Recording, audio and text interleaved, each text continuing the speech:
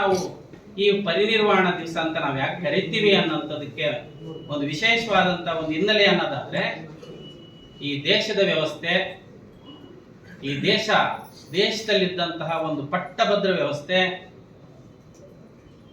ಒಂದು ವರ್ಗವನ್ನ ನಿರಂತರವಾಗಿ ಶೋಷಣೆ ಮಾಡಿಕೊಂಡು ಬಂದಂತಹ, ದೌರ್ಜನ್ಯ ಮಾಡಿಕೊಂಡು ಬಂದಂತಹ, ಕೆಲವೇ ಕೆಲಸಗಳಿಗೆ ಸೀಮಿತ ಮಾಡಿ ಆ ವರ್ಗವನ್ನ ಅಲ್ಲಿಗೆ ಕೂರಿಸಿದಂತಹ ಒಂದು ವ್ಯವಸ್ಥೆ.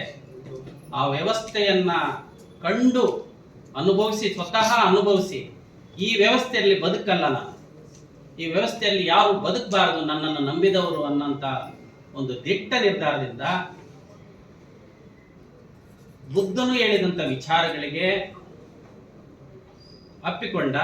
ಒಪ್ಪಿಕೊಂಡ ಅನುಸರಿಸಿದ ಅದೇ ತರ ನಾಗ್ಪುರದಲ್ಲಿ ಬೌದ್ಧ ಲಕ್ಷಾಂತರ ಜನರ ಜೊತೆಗೆ ಆ ವಿಚಾರಗಳನ್ನ ಅಪ್ಪಿಕೊಂಡಂತ ವ್ಯಕ್ತಿಯಾಗಿ ಒಬ್ಬ ಬೌದ್ಧ ಭಿಕ್ಷುಕನ, ಬುದ್ಧನ ವಿಚಾರಗಳನ್ನ ಒಪ್ಪಿಕೊಂಡಂತಹ ಅಂಬೇಡ್ಕರ್ ಅವರು ಮೃತರಾದ ನಂತರ ಅವರೆಲ್ಲ ವಿಧಿ ಸಂಸ್ಕಾರಗಳು ಎಲ್ಲವೂ ಅಂತ್ಯ ಆಗುತ್ತೆ. ಅದೇ ರೀತಿ ಆಗುತ್ತೆ, ಬೌದ್ಧ ಭಿಕ್ಷುಗಳ ಮೂಲಕನೇ ಆಗುತ್ತೆ.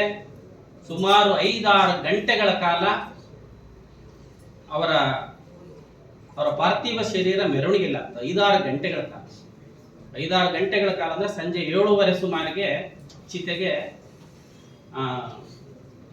ಚಿತೆಗೆ ನೀಡ್ತಾರೆ, ಅಗ್ನಿಸ್ಪರ್ಶ ಮಾಡ್ತಾರೆ.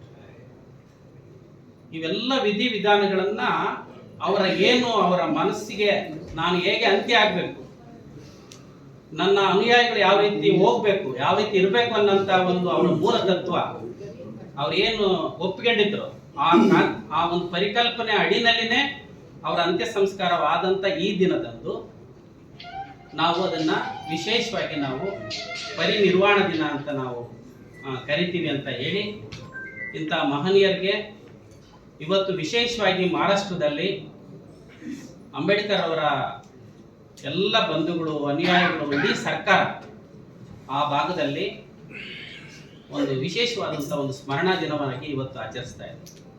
ಇಡೀ ನಮ್ಮ ಕರ್ನಾಟಕದಲ್ಲಿಯೂ ಸಹ ಎಲ್ಲ ಜಿಲ್ಲಾ ಕೇಂದ್ರಗಳಲ್ಲಿ, ತಾಲೂಕು ಕೇಂದ್ರಗಳಲ್ಲಿ ಸರ್ಕಾರದ ವತಿಯಿಂದ ಸಹ ನಾವು ಇವತ್ತು ಸಂಸ್ಮರಣೆಯನ್ನು ಮಾಡ್ತಾ ಇದ್ದೀವಿ.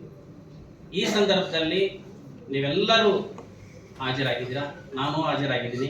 ನಾವೆಲ್ಲ ಮನುಷ್ಯರು, ನಾವು ಯಾರು, ನಾವೆಲ್ಲಿದ್ದೀವಿ, ನಾವು ಯಾರನ್ನ ಹೇಗೆ ಕಾಣ್ತಾ ಇದ್ದೀವಿ, ಯಾಕೆ ಹಾಗೆ ಕಾಣ್ತಾ ಇದ್ದೀವಿ, ನನಗೂ ಎಂಡ್ ಇಲ್ವಾ ಅನ್ನೋಂಥದ್ದನ್ನು ಯಾರಾದರೂ ಯೋಚನೆ ಮಾಡಿದರೆ, ಎಂಡ್ ಇದೆ ಅಂತ ಯಾರಾದರೂ ಯೋಚನೆ ಮಾಡಿದರೆ ಎಲ್ಲದೂ ಬದಲಾವಣೆ ಆಗುತ್ತೆ, ಬದಲಾವಣೆ ಆಗ್ತೀವಿ ಅಂತ ನಾನಾದರೂ ಈ ಸಂದರ್ಭದಲ್ಲಿ ಭಾವಿಸಿ,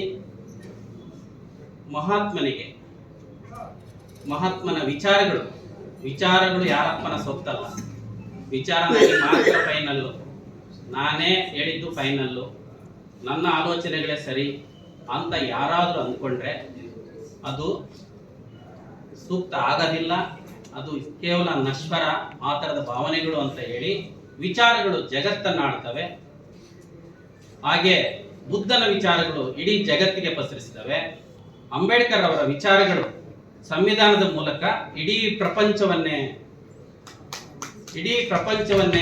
ಪ್ರಭಾವಿಸಿದವೆ ಅಂತ ಹೇಳಿ, ಅಂತ ಇಡೀ ಭಾರತ ದೇಶಕ್ಕೆ ಜನರ ದೈನಂದಿನ ಸುಖಮಯವಾದಂತಹ ನೆಮ್ಮದಿಯುತವಾದಂತಹ ಬದುಕಿಗೆ ಸಂವಿಧಾನವನ್ನು ಕಟ್ಟಿಕೊಟ್ಟಂತಹ, ನಾವೆಲ್ಲರೂ ಉಸಿರಾಡಲಿಕ್ಕೆ, ನಾವೆಲ್ಲ ಓಡಾಡಲಿಕ್ಕೆ, ಸ್ವತಂತ್ರವಾಗಿರಲಿಕ್ಕೆ, ಇಷ್ಟು ಮಾತಾಡಲಿಕ್ಕೆ ಅವಕಾಶ ಮಾಡಿಕೊಟ್ಟಿರುವಂತಹ ಡಾಕ್ಟರ್ BR ಅಂಬೇಡ್ಕರ್ ಅವರಿಗೆ ಅವರ ಪುಣ್ಯಸ್ಮರಣೆ ದಿನದಂದು ನಾವೆಲ್ಲ ಚಿರಋಣಿಯಾಗಬೇಕು, ಅವರ ಹೆಸರುಳಿಕೆಯನ್ನು ನಾವು ಬದುಕಬೇಕು ಅಂತ ನಾನು ಈ ಸಂದರ್ಭದಲ್ಲಿ ಹೇಳಿ ನನ್ನ ಮಾತನ್ನು ಮುಗಿಸ್ತೀನಿ. ನಮಸ್ಕಾರ.